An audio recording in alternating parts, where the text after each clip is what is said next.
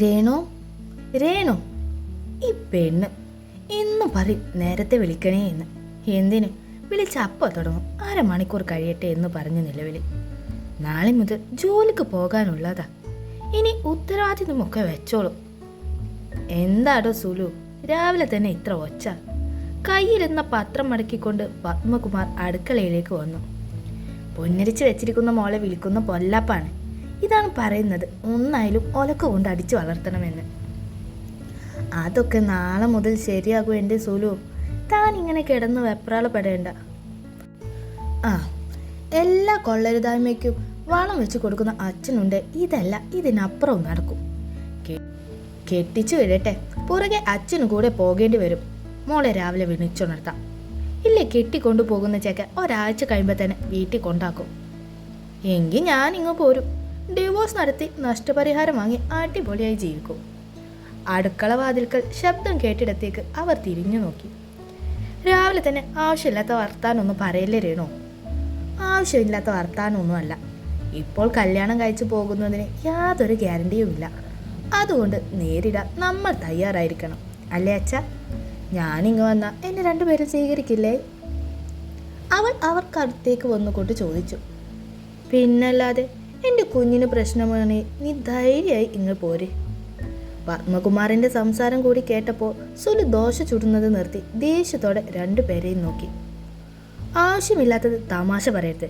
ജീവിതകാലം മുഴുവൻ ഒരുമിച്ച് നിൽക്കണം ആഗ്രഹത്തോടെയാണ് ഓരോ പെൺകുട്ടിയും കല്യാണം കഴിക്കുന്നത്. ഇവിടെ കല്യാണത്തിന് മുന്നേ തന്നെ ഡിവോഴ്സ് വാങ്ങി വരാൻ പോകുന്ന ഒരു മോളും അതിന് കൂട്ടു നിൽക്കുന്ന അച്ഛനും. എൻ്റെ സുലു, അവൾ തമാശ പറഞ്ഞല്ലേ, കൊച്ചുകുട്ടിയല്ലേ അവൾ. അതിന് ഇങ്ങനെ രാവിലെ തന്നെ ചൂടാവണം? അതും പറഞ്ഞ് അയാൾ അവരുടെ അടുത്തേക്ക് പോയി തോളിൽ കൂടി കൈയിട്ട് ചേർത്ത് പിടിച്ചു. അതെ, കല്യാണവും ഡിവോഴ്സും പിന്നീട്. ആദ്യം കെട്ടിക്കാൻ പ്രായമായ മോൾ ഇവിടെ നിൽപ്പുണ്ട്, ഓർക്കണം. പിന്നെ മതി റൊമാൻസ്.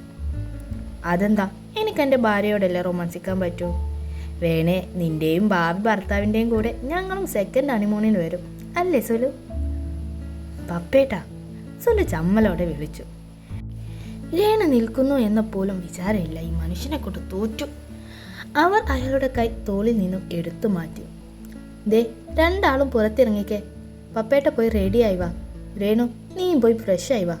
നിനക്ക് എന്തൊക്കെയോ വാങ്ങാനുണ്ടെന്ന് പറഞ്ഞില്ലേ? ഉച്ചയ്ക്ക് പോകാം. പപ്പേട്ട ഓട്ടോ വിളിച്ച് പറയണം. അവർ തിരിഞ്ഞു നിന്ന് ദോശ ചുടാൻ തുടങ്ങി. എന്തിനാ അമ്മ ഓട്ടോ? നമുക്ക് സ്കൂട്ടിയിൽ പോകാം. ഞാൻ ശ്രദ്ധിച്ചോടിക്കാം. ഇല്ല രേണു, ഇവിടെ അടുത്തെങ്ങാനും അല്ലാതെ സിറ്റിയിലൊന്നും നീ വണ്ടി എടുക്കേണ്ട. ആൾക്കാർക്കൊക്കെ വണ്ടി കിട്ടിയാൽ ഭ്രാന്താണ്. അതുകൊണ്ട് പറയുന്നത് കേൾക്ക്. അവൾ സങ്കടഭാവമിട്ട് പത്മകുമാറിനെ നോക്കി. അയാൾ തിരികെ പറ്റില്ല എന്ന് തലയാട്ടി. അവൾ കെറിവിച്ച് ഇറങ്ങിപ്പോയി. ചുവരിൽ പതിപ്പിച്ചിരിക്കുന്ന വലിയ എണ്ണച്ചായ ചിത്രത്തിന് മുന്നിൽ അവൻ നിന്നു. അതിലെ രൂപത്തിലേക്ക് ഒട്ടൊന്നു നിമിഷം കണ്ണെടുക്കാതെ നോക്കി. അച്ഛാ, അച്ഛൻ്റെ ഏറ്റവും വലിയ സ്വപ്നം നിറവേറ്റാൻ ഇനി എനിക്ക് കുറച്ച് ദിവസങ്ങൾ കൂടിയേ ഉള്ളൂ. ഞാൻ അത് നേടിയിരിക്കും. ഇത് ഈ മകൻ്റെ വാക്കാണ്. അവൻ പയ്യെ അതിലേക്ക് തൊട്ടു. പിന്നെ പുറത്തേക്കിറങ്ങി കാറിലേക്ക് കയറി. അവനെയും കൊണ്ട് നിമിഷങ്ങൾക്കുള്ളിൽ ആ ആഡംബര കാർ നഗരത്തിൻ്റെ തിരക്കിലേക്ക് ഊളിയിട്ടു. അവളുടെ ദേഹത്തെ ഉടയാടകൾ അവൻ പതിയെ മാറ്റിക്കൊണ്ടിരുന്നു. തൻ്റെ ഉടലിന് തൂവലിൻ്റെ ഭാരം മാത്രമേ ഉള്ളൂ എന്ന് അവൾക്ക് തോന്നി. ദൃഢമായ കയ്യുകളാൽ കാറ്റ് കടക്കാത്ത രീതിയിൽ അവളെ തന്നോട് ചേർത്ത് പിടിച്ചവൻ അവളിലേക്ക് അമർന്നു. വെളുത്തു നീണ്ടു മെലിഞ്ഞ ചൂണ്ടുവിരലാൽ അവളുടെ വിറകൊള്ളുന്ന ആദരങ്ങളെ അവൻ വിടർത്തി. പതിയെ അതിനെ ഞെരിച്ചു വിട്ടു. ഒരു നിമിഷം കഴിഞ്ഞതും അവളുടെ ചുണ്ടുകളിലേക്ക് അവൻ തൻ്റെ ചുണ്ടുകൾ കുരുത്തു. അവൾ ഒന്ന് ഏങ്ങി പിടഞ്ഞു. തൻ്റെ കൈ കൊണ്ടവൾ അവൻ്റെ തലമുടിയിൽ കൂർത്തു വലിച്ചു. അവൻ അവളിലെ പിടിവിടാതെ ചുംബിച്ചു തളർത്തിക്കൊണ്ടിരുന്നു. അവളുടെ ചുണ്ടുകൾ ചുവപ്പാർന്നു കൊണ്ടിരുന്നു. ചുണ്ടുകൾ കടന്ന് അവൻ്റെ നാവിൻ്റെ സ്പർശനം അവളുടെ നാവിൽ അറിഞ്ഞു.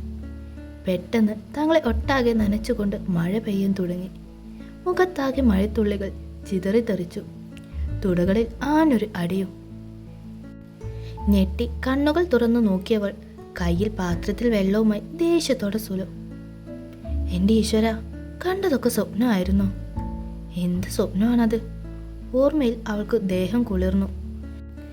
രോമങ്ങൾ എഴുന്നേറ്റു. അതാരാ അച്ഛയ്ക്ക്?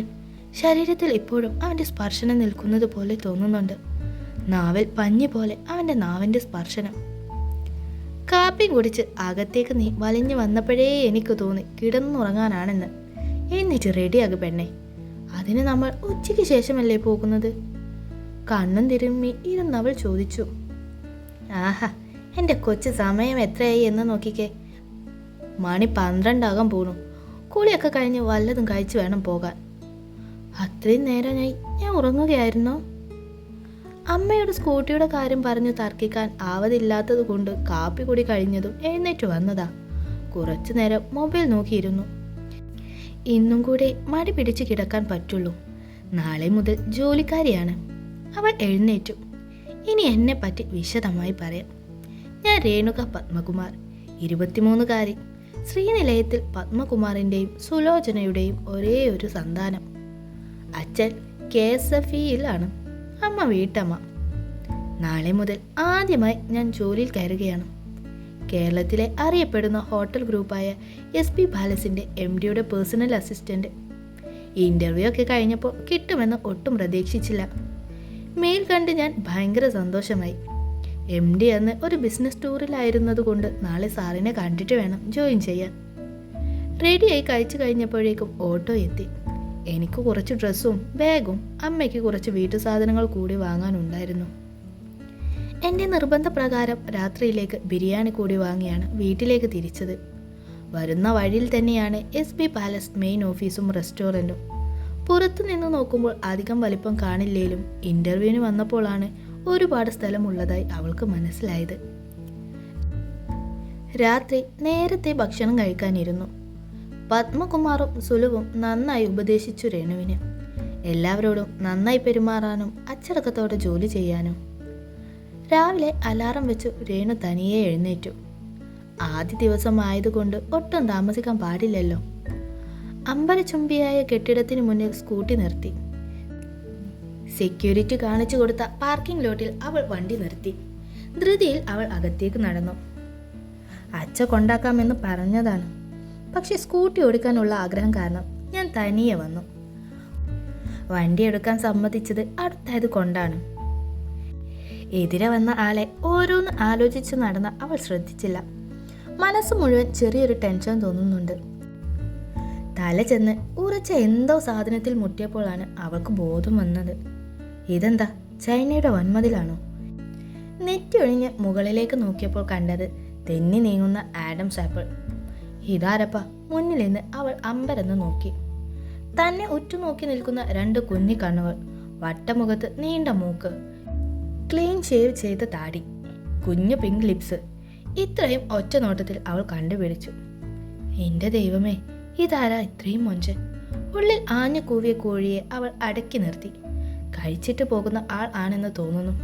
എന്തോ ഭക്ഷണത്തിൻ്റെ മണം വരുന്നുണ്ട്. നിനക്ക് കണ്ണ് കണ്ടോടെടി? സോറി പറയാൻ ആഞ്ഞവൾ ഒരു നിമിഷം നിന്നു. ഡി എന്ന സംബോധന അവൾക്ക് ഇഷ്ടപ്പെട്ടില്ല. നിനക്ക് കണ്ണില്ലേടോ?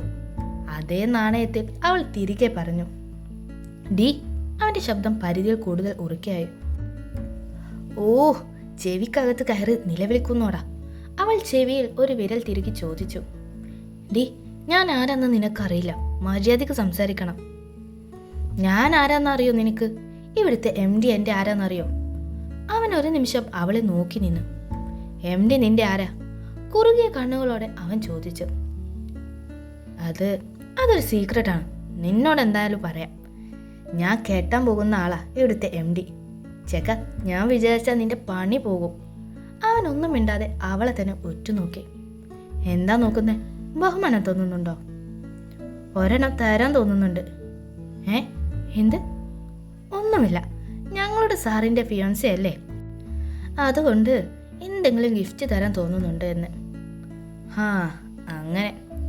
ഓക്കെ, എന്തായാലും ഞാൻ തന്നോട് ക്ഷമിച്ചു. തൻ്റെ പേരെന്താ? എന്തിനാ? എനിക്കെതിരെ കംപ്ലൈൻറ്റ് കൊടുക്കാനാണോ? സ്വരത്തിൽ അല്പം പേടി കലർത്തി അവൻ ചോദിച്ചു. ഹേയ്, വെറുതെ ചോദിച്ചതാ. ദേവ്. ഓക്കെ ദേവ്, സോറി ഒന്നും വേണ്ട. ഞാൻ കുറച്ച് തിരക്കാണ്, പെട്ടെന്ന് പോട്ടെ. രാവിലെ ഏട്ടൻ എന്നെ കണ്ടില്ലേ, പിന്നെ ആകെ അലമ്പാ. മോർണിംഗ് കിസ് കൊടുക്കണം. അവൾ നാണത്തിൽ പറഞ്ഞുകൊണ്ട് തിരിഞ്ഞു നടന്നു. അവൻ അവളെ ആകെ മൊത്തം നോക്കി തലയാട്ടി. പൊട്ടൻ തന്നെ. അകത്തേക്ക് നടക്കുമ്പോൾ അവൾ ഓർത്തു ചിരിച്ചു. വെറുതെ ആദ്യ ദിവസം തന്നെ ആരോടും അടി കൂടാൻ വയ്യ. എന്നാലും പറഞ്ഞത് മുഴുവൻ വെള്ളം തൊടാതെ വിഴുങ്ങിയല്ലോ. MDയുടെ റൂമിന് മുന്നിൽ അവൾ നിന്നു. അവളുടെ ക്യാമ്പിനും മറ്റും ഓഫീസ് സ്റ്റാഫ് നേരത്തെ വന്ന് കാണിച്ചു കൊടുത്തു. എല്ലായിടത്തെയും പോലെയല്ല ഇവിടുത്തെ സമ്പ്രദായം, കുറച്ച് വ്യത്യാസമാണ്. 2 പേഴ്സണൽ അസിസ്റ്റന്റ്മാരുണ്ട്. ഓരോ ചുമതലകളും 2 പേർക്കുമുണ്ട്. ഇന്റർവ്യൂ സമയത്തും മറ്റുള്ളവരുടെ രീതിയല്ല MDക്ക് എന്ന് പറഞ്ഞിരുന്നു. വാതിലിൽ നോക്ക് ചെയ്ത് അവൾ നിന്നു. അകത്ത് നിന്ന് കമിൻ കേട്ട് അവൾ വാതിൽ തുറന്ന് അകത്തേക്ക് കയറി. അവിടെ ഈസി ചെയറിൽ ചാരി ഇരിക്കുന്നവനെ കണ്ടവൾ ഞെട്ടി.